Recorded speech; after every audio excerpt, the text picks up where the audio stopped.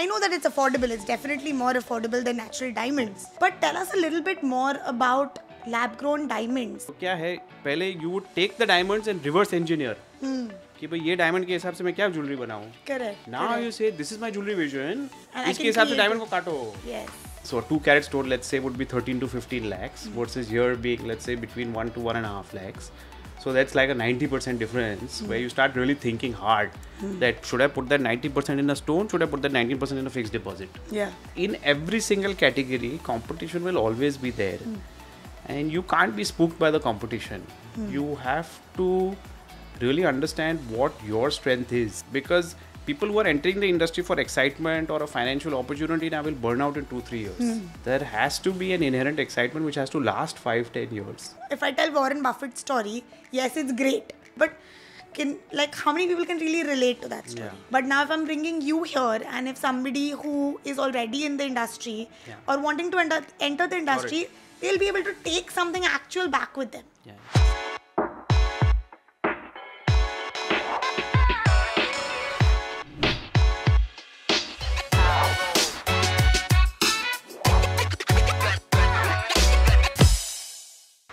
Hi everyone, and welcome to another episode of Happy Hour with FinCocktail. Today we have someone very inspiring with us. He's crossed over from being a CA to being a jewellery manufacturer to an investor and now even a founder. Let's welcome Mr. Vaibhav Karnavat, and I'm going to let him tell you the story. Hi, welcome to our episode. Hi, pleasure to be here. Thanks. Glad you could be here. So tell us a little bit about yourself, Vaibhav. So as you mentioned, I'm a CA by qualification. That's my family business. I got into jewelry manufacturing incidentally because of my father. Did a lot of that for 8-10 years. And then explored the investment domain. And post-COVID, I've decided to start House of Quadri. We do lab diamond jewelry. It's an interesting category. It's an emerging category. There's a lot of talk about lab diamonds today. We look at it from a much larger perspective of just being not a lab diamond jewelry company, but a larger brand, which can fulfill much more experiences for customers. So our idea for HOQ is at the start, lots more things to go. Sure. I'm definitely going to get into more details about House of Quadri. But first, I want to know a little bit about, the backstory. I know that your dad and your granddad both were CAs. And I know that your dad then suddenly sort of switched into the diamond industry because he sort of discovered a new technique. Yes. Tell us a little bit about that and how sort of that shaped your vision for House of Quadri or just being in this industry. So, I fell into this industry because Dad discovered a technique called CNC machine manufacturing, which is computerized numeric controller. And these machines were made to cut jewelry pieces and to drill holes and to make specific sized jewelry products, mainly wedding bands and rings and certain things for export. And we tied up with a site holder company which had access to the rough diamonds and would make cut and polish diamonds. And this JV developed into a beautiful manufacturing company, which we supplied to many retailers across the country and also did export. Okay. So there I got my sort of basic knowledge of what is diamond sizing, what is manufacturing, how a jewelry product is made, how do operations work, how do systems work, how does things come together, what is quality control. So a lot of that, many years was spent in just understanding the nuance of the product. Right. So how did you really make that switch from being a CA into the diamond industry? I think the CA bit was for education. We always wanted to do something beyond service. And manufacturing and utilization of one's own capital to build a business further was probably our thought. That's where, the business was going well, things were interesting, and that's where, my interest was also there. So I think that's what led me. It was like a natural sort of shift. It was an incidental shift which worked out. Right. You only connect the dots looking back. Yeah. You are not thinking very hardly at that point of time that, should I do this, should I not do this? And at age 24, 25, you're young and you want to try something new. Yeah. And thankfully things worked out at that point of time. Right. So how long did you spend, in this role with your father before you founded House of Quadri? So 8 to 10 years we did the manufacturing business, and we were the smaller partner, they were the larger partner, and then after some time we separated very peacefully. We also thought that we wanted to do some things on our own, and that's where we started exploring the investment domain. And the startup culture, the startup bug had just started. This was around 2015-16 or so, and there we spent a few years understanding, what is the internet, what are new categories of products, what are new businesses, how one should look at investments in different categories, and we spent some time out there. At that point of time, the whole, getting back into the jewelry business or doing lab grown as a category was not on our minds, but the whole investment process was something interesting to us. Right. So that's where I spent time and energy. Nice. Very interesting. So lab grown, like you mentioned, that it's something pretty recent. I feel like in the past 5-7 years, it's something that's picked up more traction. Yes. Is that when you sort of decided that this is a space that you wanted to be in? So actually, lab grown has been there in the market since about 10 years. Yeah. I would say in the last 3 to 4 years, it has been commercialized. Okay.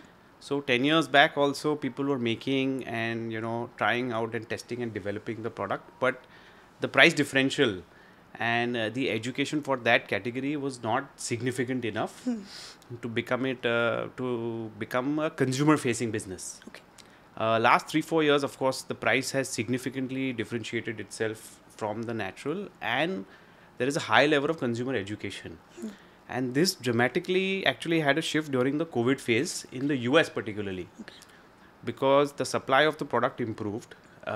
Customers at that point of time thought that this is a great option at a fraction of the cost.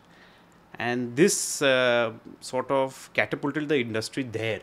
Okay. And when we saw this happening in the US, we thought that, India is also an opportunity. And sooner or later, this product in India also will pick up, because already India is a very intensive diamond market. There are 2-3 lakh Indian retailers in this country doing diamond jewelry, and they've been doing it since 30-40 years. And before De Beers came in and the Nakshatra campaign happened, most people would buy gold jewelry, but there was an education which permeated and explained to everybody that natural diamonds is an option, and you can buy this product, and diamond jewelry is a thing of beauty you can wear and enjoy. I don't know if you remember, there was an Aishwarya Rai campaign at that point of time. It was iconic. It was iconic because De Beers launched that campaign and created this, countrywide education. Investor awareness or whatever, just awareness. Awareness. So at that level, the things changed in the Indian market forever. So I feel that in the lab, we're going through that phase right now. That in the last 3-4 years, there is an awareness. Of course. And what led to this awareness, if I may cut you over there and ask? In the lab grown? Yeah. I think the internet. Okay. Previously, because TV was the natural medium, and a one-size-fits-all communication strategy had to be followed. So you see an ad on TV and it's 100 million households. But the internet now has multiple bits and pieces, as we are communicating today, which is a medium of the internet. And that's where the lab-grown conversation has dramatically picked up. Okay. So I feel that the education is permeating now. Most people are getting educated. They want to see, they want to try, they want to understand, they want to test. And if they find it to their liking, they will adopt the product. Yeah. Yeah. So in COVID, what sort of led you to? I know that you said that a lot of people started talking about lab-grown jewelry. People became more and more aware. The US started adopting it better. But what sort of led you to founding? What propelled me? Yeah. I think at some level after investing, I got. I wanted to become an operator, do something more. There was a little bit of a laziness in investing, that you put in the money and you wait and you look at companies and you interact. It's kind of okay. I think the excitement sort of fizzled out at some level in investing. I would have to start a fund or do something much bigger. I thought creating a brand and a product is more fun. Things are under more my control. And it was the opportunity which fit within my skill set, because having jewelry manufacturing knowledge, having an internet understanding, new category of product, and also this business can only be built from Bombay, because Bombay is the epicenter of the world's best diamond jewelry. Okay. हाँ वो जयपुर में नहीं बन सकता है, या Calcutta में नहीं बन सकता है, Bangalore में भी नहीं बन सकता है, because the source of diamonds is Surat, but the source of jewelry is Bombay. The talent is here. The manufacturing source, you mean, is Bombay. Absolutely. Which is why they couldn't manage to move the diamond boars to Surat, right? So yeah, I mean, the diamond boards to Surat is still, it's a process which people are trying. I don't know whether it will work out or not. For the loose diamond industry, it may still work out. Yeah. Because the international buyers may want to go to Surat to buy. I'm not sure about that. But I feel that for the jewelry, it's very difficult to shift it from Bombay. All the skills, the artisans, the CAD techniques, the designers, the whole skill set is here. It's like saying कि भाई Bollywood को Bombay से निकाल के कहाँ shift करोगे आप? Correct. It's like a network effect. Yeah. Like, everything is out here. So all people gravitate to Bombay for diamond jewelry. If it was Jadao Polki, I would say it's different. Yeah, Color Jaipur and stone, all is हाँ, a better sort of. color stone करना है, आपको South Indian style close setting करना है, तो then you go to Karnataka, you go to Hosur. So all of those things are different. Correct. So I've been thinking about lab grown diamonds and jewelry, and I myself have always been a little bit on the fence, not knowing whether I want to get lab grown jewelry, whether I know that it's affordable. It's definitely more affordable than natural diamonds. Yes. And that's a huge factor that one must consider. But tell us a little bit more about lab grown diamonds. I mean, why would one want to consider buying them?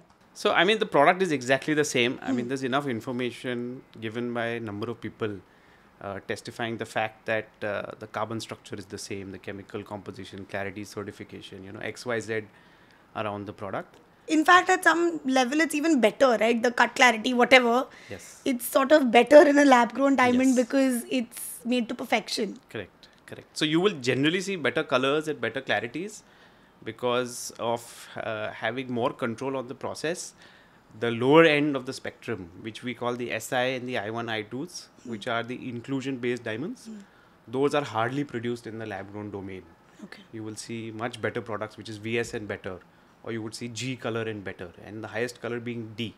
So typically G, F, E, and D. Those are the high colors typically coming out in the lab-grown domain because of the control process, of course.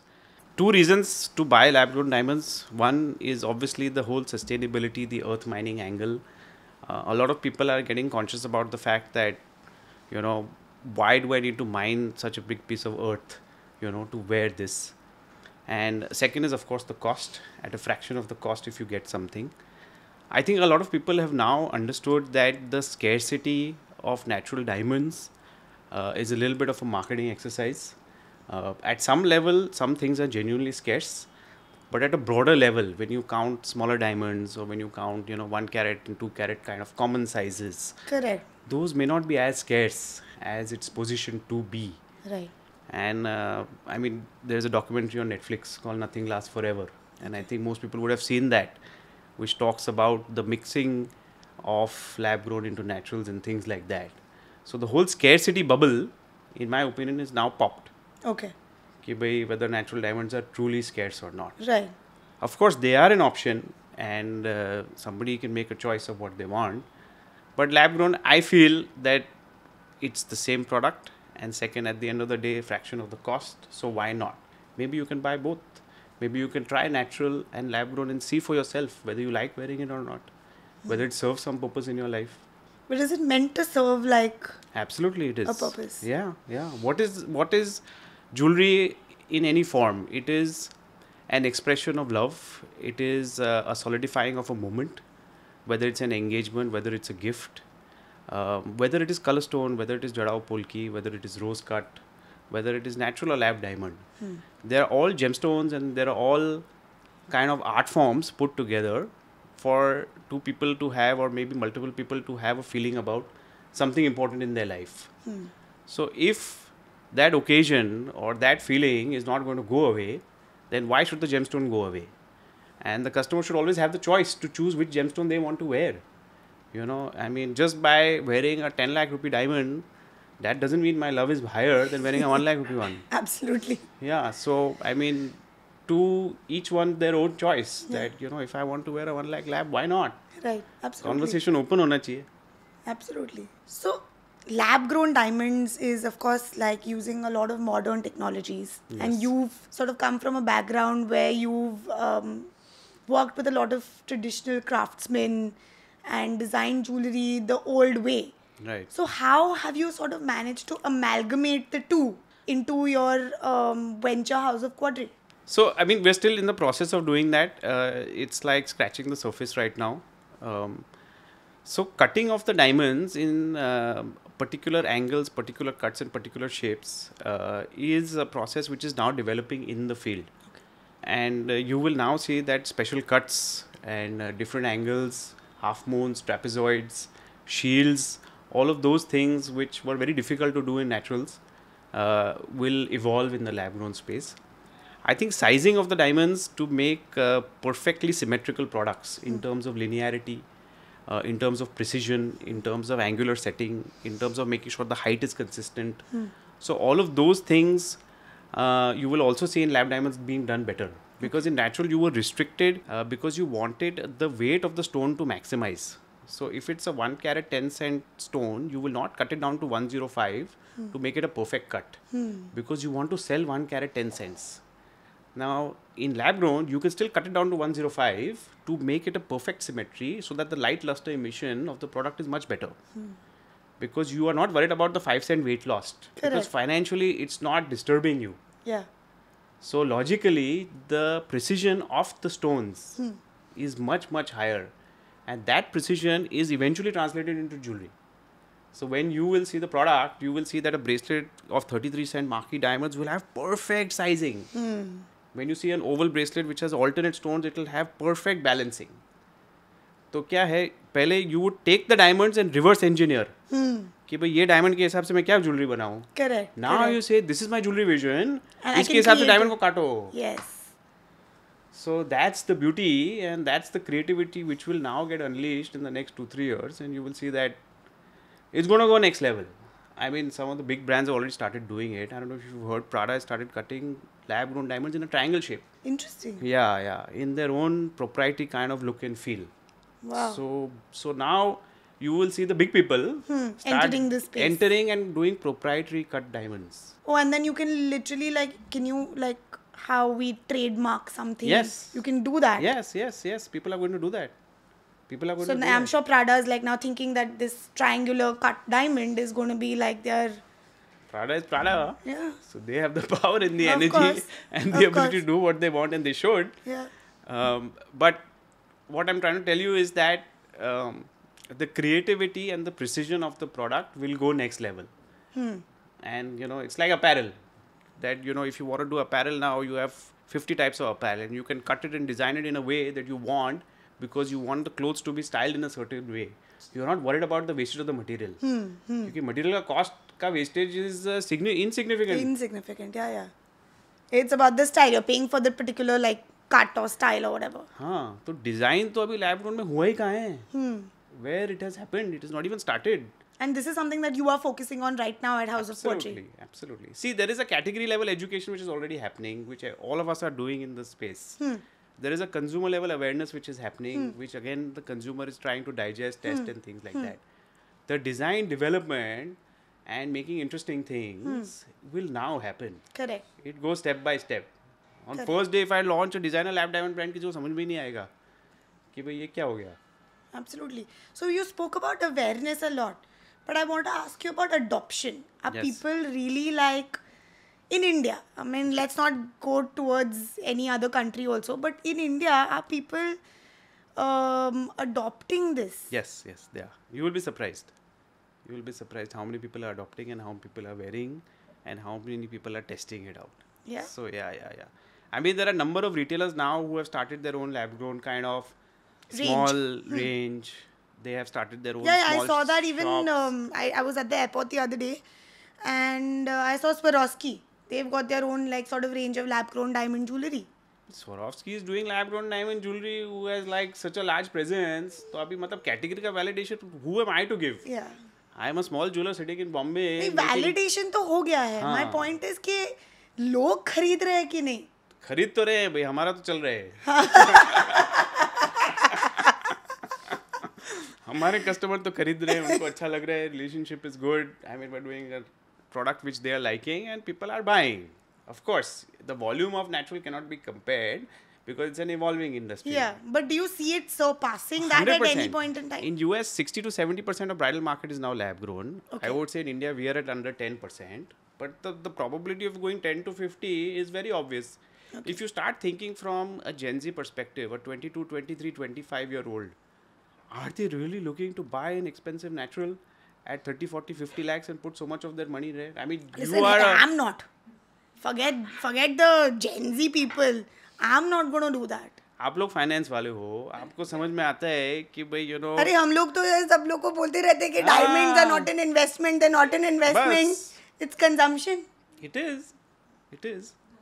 I would say all jewelry. Absolutely, all jewelry is consumption. आप It is rose not cut ले हो, investment. color stone ले हो, कुछ भी लो. Only if you're buying gold bars and just putting them in your locker, which also I believe is a very traditional way of investing in gold, but that's probably considered investment. But otherwise, all this gold jewelry and diamond jewelry that you buy is not investment.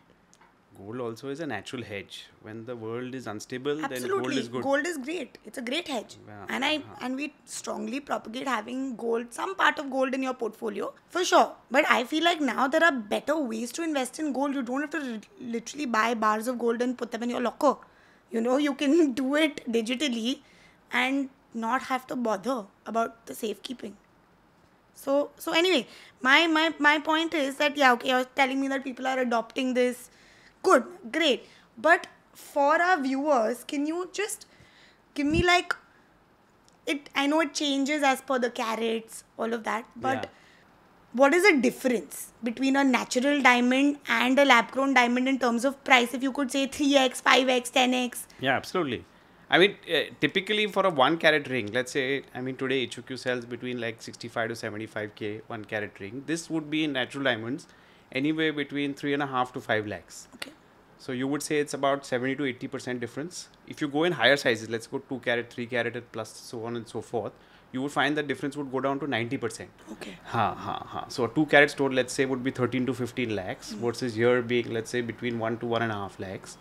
So that's like a 90% difference where you start really thinking hard that should I put that 90% in a stone? Should I put that 19% in a fixed deposit? Yeah. That's definitely a big difference. हाँ. मैं तो बोलता आपके पास है बहुत पैसा तो आप दोनों ले लो ना भाई. हाँ. आप 15 लाख का नेचुरल ले लो, 1.5 लाख का लैब ले लो. When you're traveling, you wear the lab. Yeah. So you know there's no downside to that. Yeah. I've been hearing a lot of things about the lab-grown bubble being burst. I've heard that prices have corrected significantly over the past 1 year. Probably 50-60% even more. Yes. I would say not even 1 year, last 3 years. 3 years, okay. The prices but are... ये चालू ही हुआ 4-5 साल पहले. It picked up 4-5 years back, and now over the past 2-3 years the prices have significantly corrected. So Correct. What is going on in the industry? It's demand and supply. Okay. The production efficiencies have improved. The cost of production has been much better. And like with any new industry, everybody thinks कि भाई boom time है तो अपन अंदर घुस जाते हैं and overproduction हो जाता है, and it goes through every single commodity in this world.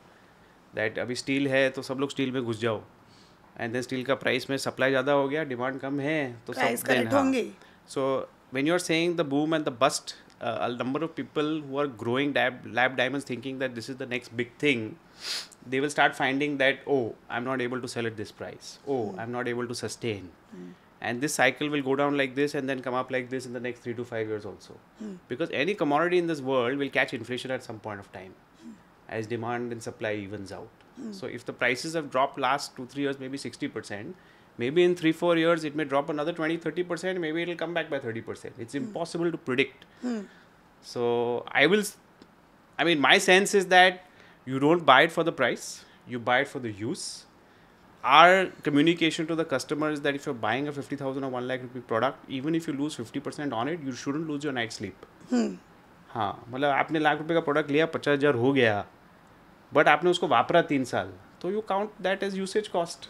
ठीक है, 1,10,000 हो गया तो it's great, you know, I mean that's great. yeah, roll of the dice. Yeah. But if you don't want to use it today, don't buy it today. Buy after 1 year. 1 साल बाद ले ना. So this waiting period eventually catches up to the customer Because then they start thinking, यार 3 साल से तो wait कर रही हूँ, उतना तो लाइफ निकल गया, तो अभी मैं आज पहनूंगी कि कब पहनूंगी? Yeah. There is the time and a place and an opportunity to do things, you know. And if you lose that, then people start thinking, like the time is to wear heels today. You know, आप flats आज से पहनोगे तो क्या value है? That's what I tell my wife. You know, style over comfort every day. Yeah. One day you'll have to choose comfort. Yeah. So if you can Yeah, wear the diamond, till you can pull off the style, why not? हाँ, आज आप पहन सकते हो diamond तो पहनो ना. 3 साल बाद पहनने का. You're trying to time the market. Timing the market. आप equity वाले हो. Timing the market Never चलता है. works. Never works. Never works. The product serves a purpose in your life. Forget about the pricing. Today, do you want to wear it? Today, this is the price. And what about the resale market? Is there even one that exists No. in this? No. Resale in any jewelry is a myth. Repurposing the jewelry is possible in certain categories. So in our what sense? category, that means we can reuse. Melt karke we can reuse the product. Ah. So Use the same diamonds for another Correct. sort of design or whatever. Correct. So typically what we would say that if you buy a 1 carat, 2 carat, 3 carat item, we can melt it and repurpose it, and then we can, you know, make something else for you. So Okay. so typically instead of giving a commitment on price, most retailers and other people would give a commitment on carat weight, because that makes sense. That if I bought a 5 carat item, we can repurpose and then make something else in 4, 4.5 or 5 carats for you. Because keeping track of the price is an impossibility. So that way. And resale market का जो story है ये खाली India में है, पूरी दुनिया में नहीं है. So rest of the world doesn't buy anything for resale, they buy for use. And again, the India Gen Z, the educated consumer class will all realize कि भाई resale is a myth. One, nobody ever sells the diamond jewelry. Yeah. कि you know ऐसे दिन आ गए कि jewelry हाँ, बेचना मतलब पड़ा. it's when things are really bad, probably you'll think of selling your jewelry. Yeah. So nobody does that because it's a very strong mindset that you know how bad things are that I have to sell my jewelry.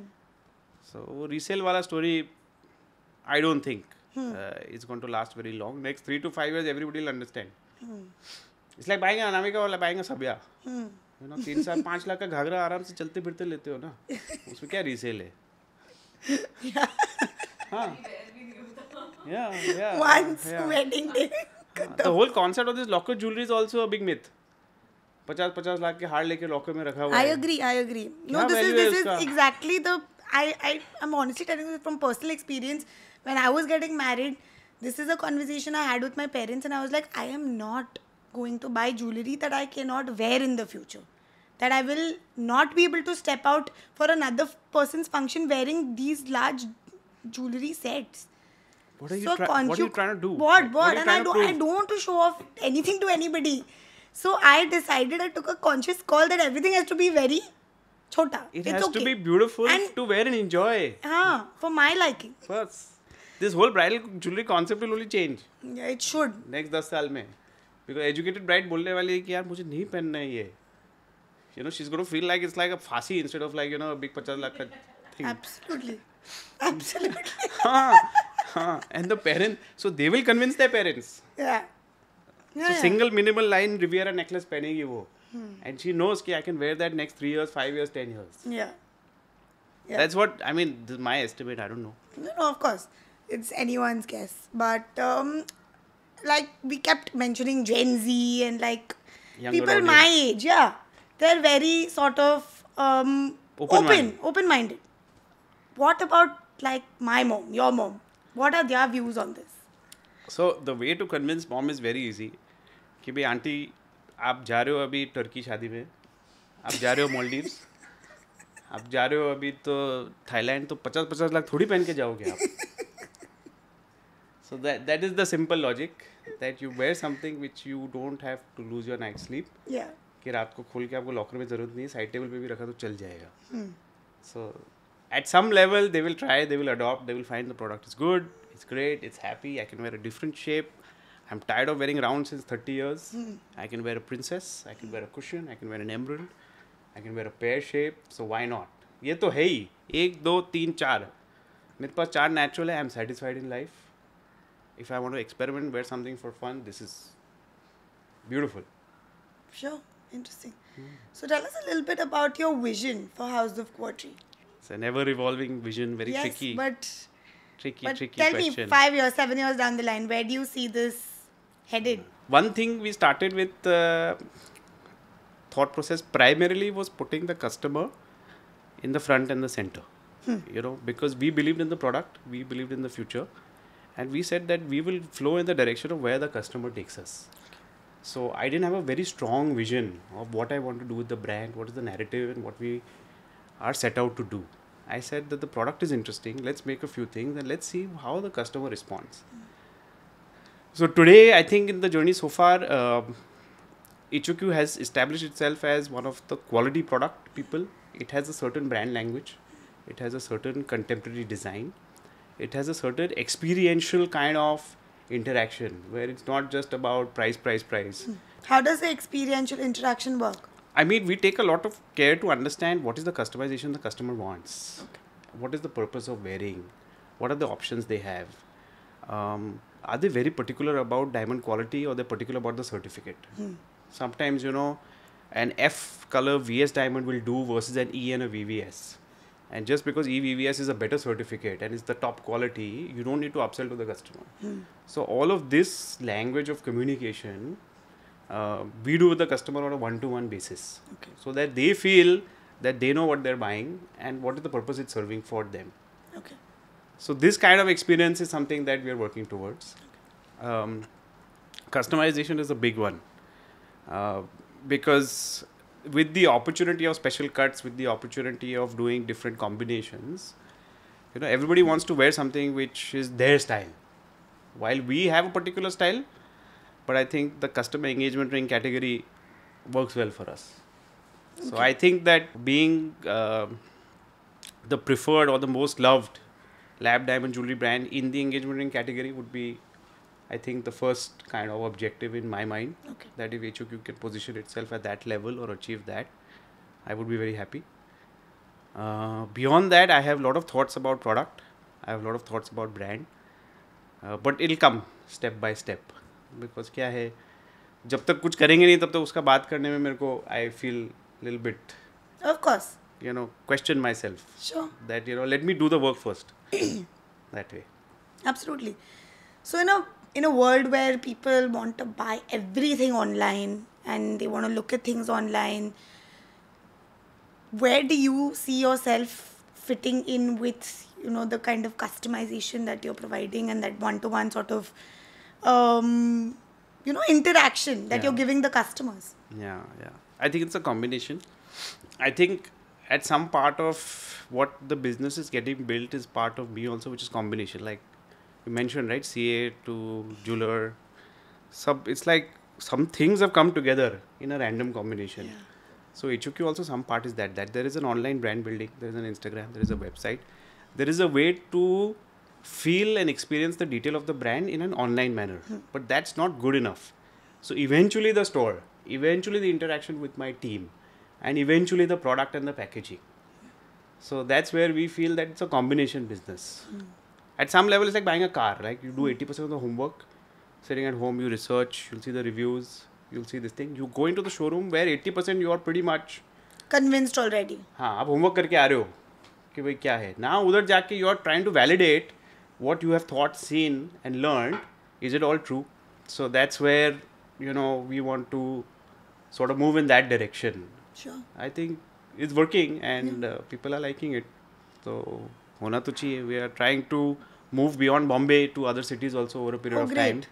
Great. So, but the question always is, because of this little customer obsession, that the representation of our team has to be at that level in different cities. So that's why the whole franchisee model doesn't work for us. Yeah, because you need that level of service, that level of attention. Yeah. So, because it's not just about selling one product and saying, no buyback, no resale, nothing. It's not that, It's a relationship. After 1 year, 2 year, 3 year also, the customer calls back, we are answerable. Pick up the phone, solve their problem, fix their issue. क्योंकि category लंबा है, क्योंकि 3 साल, 5 साल, 10 साल बाद भी customer कुछ भी क्वेश्चन पूछ सकता है. Absolutely. And we are answerable. Absolutely. Yeah. In a competitive landscape where we see so many lab-grown jewelry brands, we discussed it. Every other sort of player in the market is coming up with their own line of lab-grown jewelry or whatever offerings.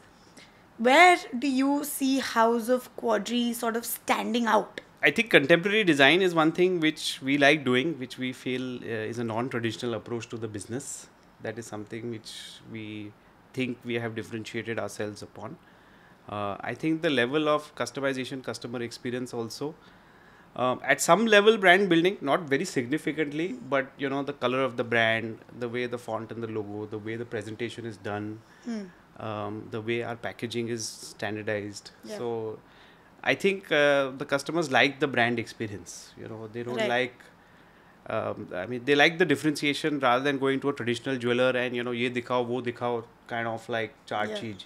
Yeah. So they like that sort of experience. I think that's what we have done so far. A lot more things to do, a lot more product innovation. So that you will see in the coming years. So working on the brand. That is a tougher question for me. The brand. Product is still easier. Absolutely. But brand is tough. Absolutely. Yeah. In an industry which is so capital intensive and complex, how can one go about setting up their own shop or their own sort of venture? How much initial capital approximately is required if someone's looking to get into this industry? So fortunately, compared to natural, it's not much. I would say a couple of $1 million, maybe 10 to 20 crores should be good enough to initially set up something. How expensive are machines? Just out of my curiosity.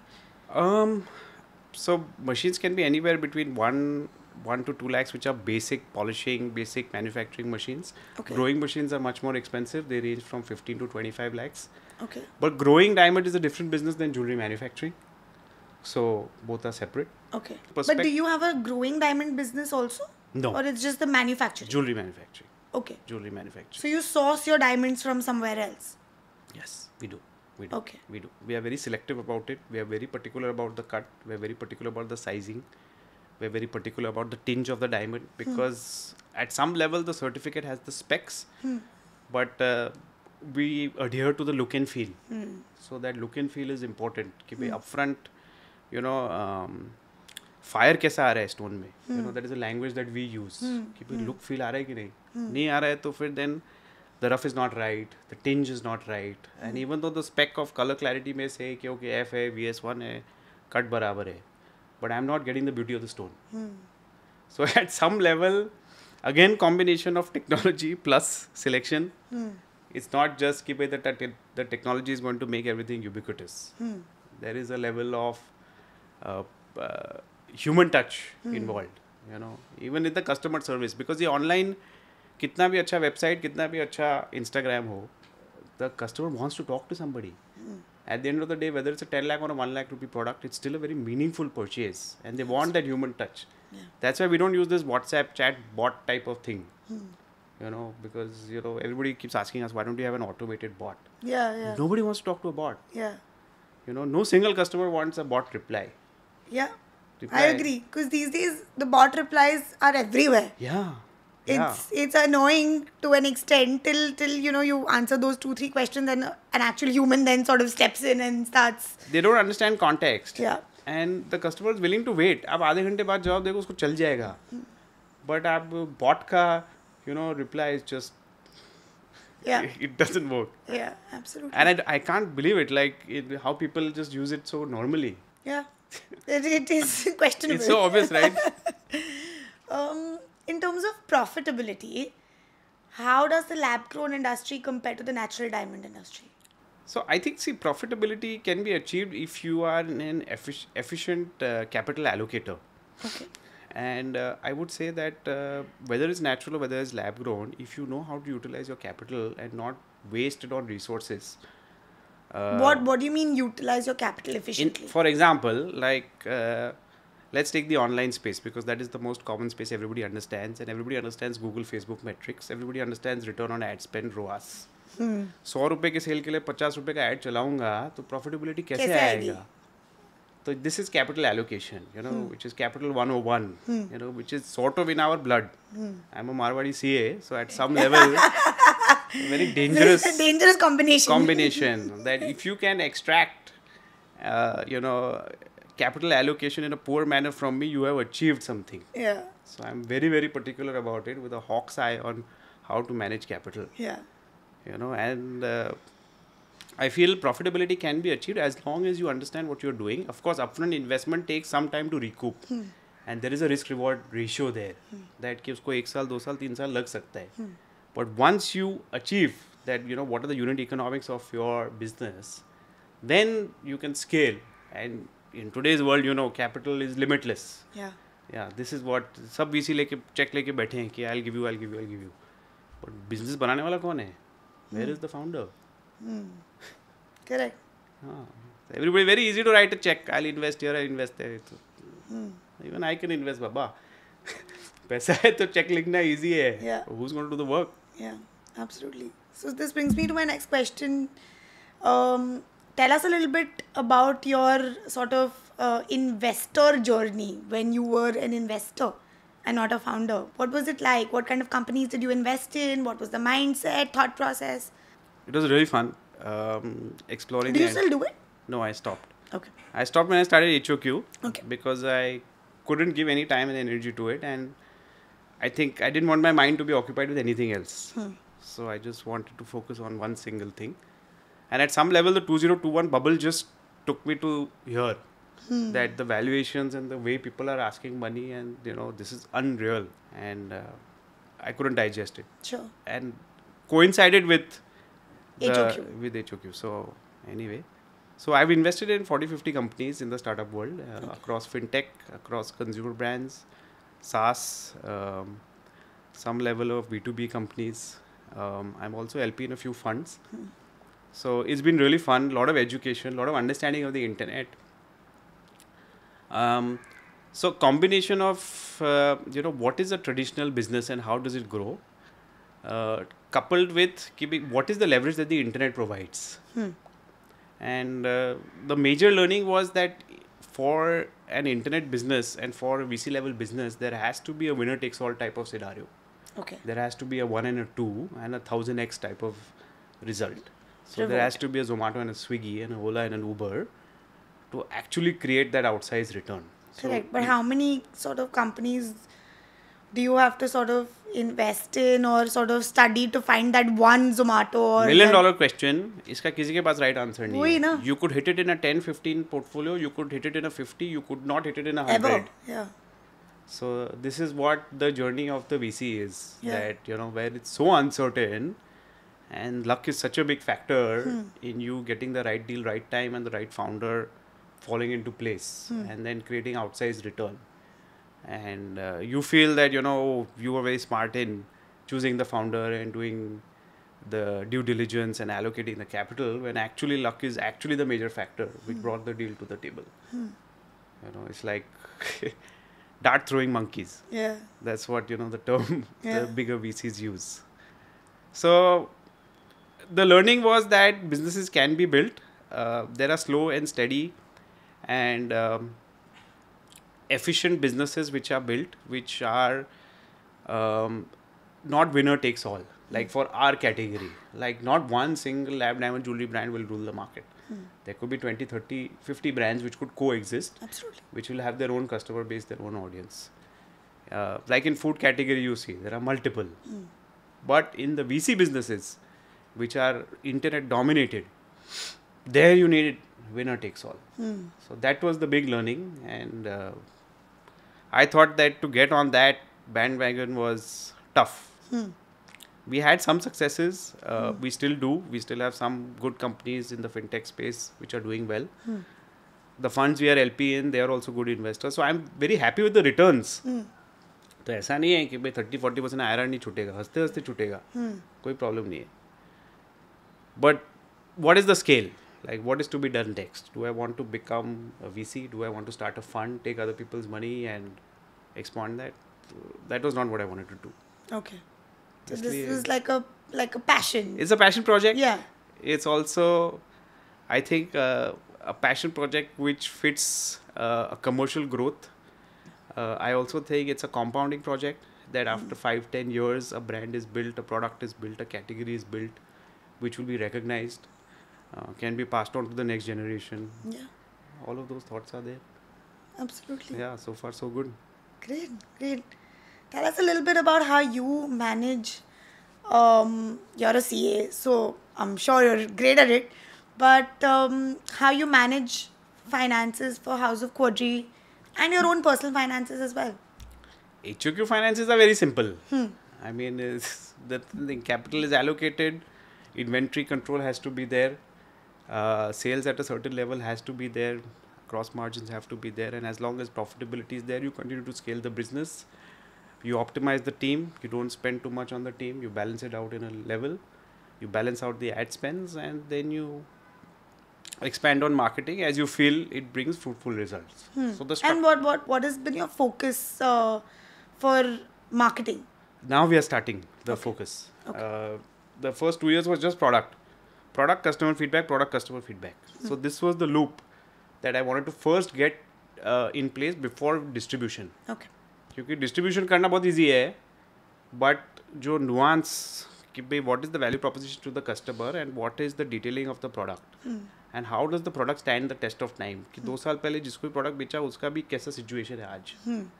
So that was the critical thing because I bombard ads, I open 5 stores and I blow money for distribution. That is a easier thing in today's world.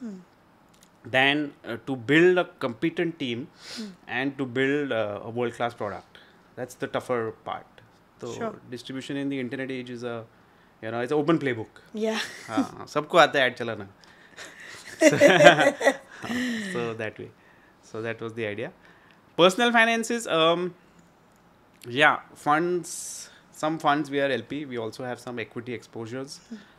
I think that's like a given. PMS, good enough returns, hardly any FDs or safe investments. We're typically a little bit risk takers, so we like this thing. We've also done in the past asset financing. Okay. Where we will finance an asset like a car or a vending machine, and we'll get a certain return on top of that. So these are assets that then get leased out to other people. Correct. So there is a company which is a vending machine company. They'll have a vending machine asset, and we will buy that asset. Then they will share a revenue. So we'll structure a deal with all of that. Okay. And my father is also part of this. There is another partner who also would do this. I am not actively involved there because again my time energy is HOQ. Okay. But all of those things are within my purview. Like I know ये सब हो रहा है, ये सब करना है, इसको scale करना है तो कर सकते हैं. But interest is towards this. I think the creative energy and the excitement of building a product and a brand is what is driving me towards HOQ more than traditional investing or any other form of other money making. Sure. Very interesting.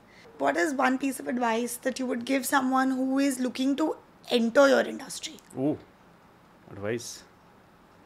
Yeah, I'm not one to give too much advice. I'm usually the one to listen and understand. But I would think that spend a lot of time on product and spend a lot of time on the customer. Don't be too much in a hurry. People... But in a market that, I don't know, I'm just thinking out loud. In a market that already has so many players, that is already sort of doing customization, doing, things, playing around with technology, different cuts and shapes and all of that. How can somebody who is new find their own space? Because eventually I feel like you'll probably be doing something that somebody else is anyway doing. No. There's enough space. How many apparel brands exist in this country? 500, maybe 5,000. And every exhibition you go, you'll see new 10 apparel brands. No, of course, yeah. So jewelry में भी वैसा ही है कि आप कुछ अलग jewellery बनाओ, कुछ आपके स्टाइल का बनाओ, आप उसमें कलर स्टोन डालो, कलर डायमंड डालो, आप कोई कैटेगरी में स्पेशलाइजेशन करो. You see the big businesses that have been built out here, let's say Carrot Lane, Bluestone, which are large stores, they've built with the sub 50,000 price point category. Yeah. It's fantastic businesses built with a lot of effort, with a lot of focus, with a lot of specialization. Now, you may say that if somebody else comes in a sub 50,000 category, they can't compete, can't build, they can also build. They have to find the differentiation. And that's where the beauty exists, no? Because the internet helps you sort of amplify that differentiation. Before the internet, you couldn't, there was no medium to put yourself out there. Yes. Nobody would know about your existence. Now, word of mouth was the only way. आज HOQ exist कहाँ कर सकता है? बॉम्बे के एक store में बैठे हैं हम लोग. So how anybody knows? It's impossible to know without the internet. So I just feel that in every single category, competition will always be there. And you can't be spooked by the competition. You have to really understand what your strength is and what you can do better or what drives you. Because people who are entering the industry for excitement or a financial opportunity now will burn out in 2-3 years. क्योंकि 2-3 साल बाद उनको लगेगा अरे यार return नहीं है, ये नहीं है, नहीं चल रहा है धंधा. Correct. Because there is no natural excitement to do it. There has to be an inherent excitement which has to last 5-10 years. That will eventually build the business. So first 5 years is the journey of building. 5 to 10 years actually when you start feeling that the business is yielding results. 10 to 15 is the juice. 15 साल बाद क्या होएगा, that is the next generation planning. Correct. So I've thought of HHQ in a 15-year horizon when I started. That what I want to do and where I'm doing. Because also I'm at certain age. You know, it's that works in my thought process. Sure. So no, you didn't get to my question. But what is the one piece of advice that you would give somebody? So I think one piece of advice is product. Okay. I think focus more on product and keep listening to the customer. Keep listening to the customer. So those are the two things I would say. That product mein there are so many things you can do. I mean, necklace category is infinite. क्या necklace आपको बनाना है, क्या purpose सर्व कर रहा है. Bridal category lab grown तो अभी क्या, इट्स नॉट इवन एक्सप्लोर्ड, कुछ हुआ ही नहीं है. So lot of those things are, lot of options are there. Think about product very carefully before you start getting into कि भाई I want to go and do lab grown business just because it's the trend. ये सब trend, crypto का trend, meta का trend and this AI का trend, सब trend के पीछे मत भागो. Absolutely. Is there something that you'd like to ask us? Yeah. Other than financial, what is your other sort of goal of communication to the audience? So I keep seeing that, somewhere you're talking about investments, somewhere you're talking about asset allocation, somewhere you're talking about what is better use of the money. So one is finance. What else is interesting for your audience beyond finance? So I'll tell you this. Finance is something that obviously Saili and me both have studied. We like, and we want people to be more and more aware, because unfortunately there's so many people out there that don't come from a background in finance. They're probably like in IT or like whatever other roles that they're doing, and they have no idea how to manage their money. So the goal with FinCocktail was to change that. But along the journey, we realized that it's very important that since we have this sort of audience viewership that's listening to us, we tell them about different businesses, different industries, tell different stories of different entrepreneurs. And that's how this podcast came about.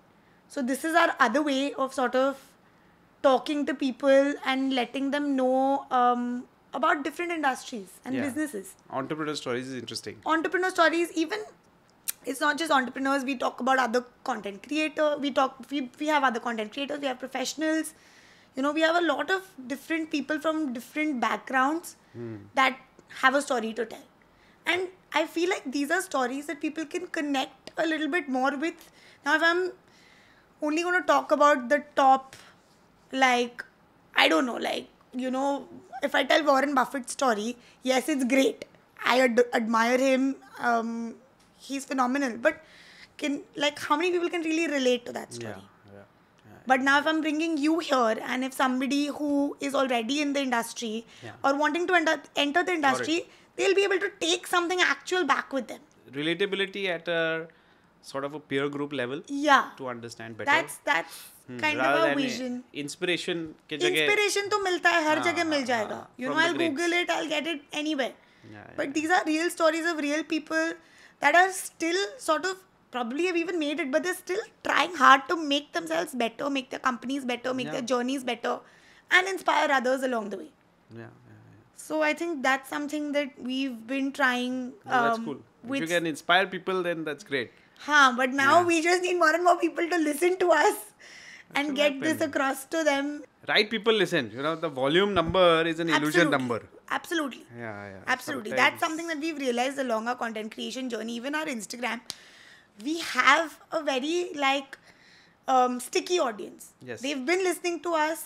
it's okay if the audience isn't growing by multifolds, but they value what we're saying. They want to listen to us. They keep us sort of motivated to create more content. Yeah. So that I value that more than A brand the loyalty is numbers. worth 10 fleeting customers. Absolutely.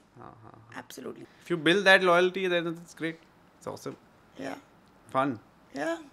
Great. So this was Take such care. an amazing chat. I'm so glad you could make it here Great. and do this with us. Thank you so much. Pleasure to be here. Absolutely. Same. I think everybody should like and follow FinCocktail for more investment related information and to hear the aspiring and the inspiring journey of entrepreneurs.